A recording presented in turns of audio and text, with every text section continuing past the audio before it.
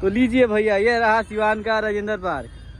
नमस्कार, प्रणाम। तो आज हम बनी सिवान जिला के राजेंद्र पार्क में और बारिश आवे लगा। बाकी देख सकते हैं लड़का कितना झुलुआ खेलता था।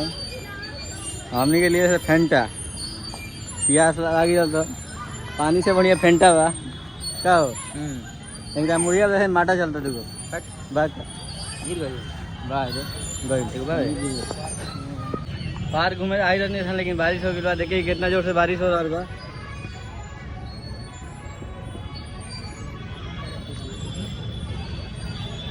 टिकट लेहल बेकार हो गई गाड़ी में। टिकट लेहल बेकार हो गई मत 10 रुपया बर्बाद भइल बा। अच्छा बारिश आ गई बैठल नहीं घूमते नहीं सब गाड़ी से भीज जाइए ना। देखिए बारिश का आनंद लेते हुए झुलुआ पर।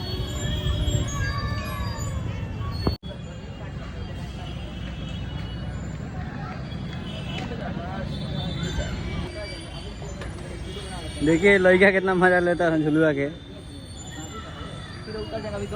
एक सेकंड बस, एक सेकंड क्या कहते रहे बाबू? 1 मिनट हम खेल लिए खाली दे दो। हैं अरे यही कम खेलते नहीं। अरे यही पे जाम ना। अरे यही पे मन रहा तो बहुत नहीं चल जाएंगे। पकड़ा लोग तेरा छोटा हम बनी नहीं दोगे? नहीं लड़का बड़ा जिद्दी बा यार। बाकी देख रहा था नहीं दीपनेश पैसा के वसूल करता रहन। 5 रुपया लागल बा एक आदमी के। हाँ। खेल के ना उसे लेकर पड़ेगी। देखिए तो ऑटोमेटिक चल रहा है और यहाँ कैमरा का भी व्यवस्था कइल बा। बाहर के एंट्री गेट है राजेंद्र पार्क।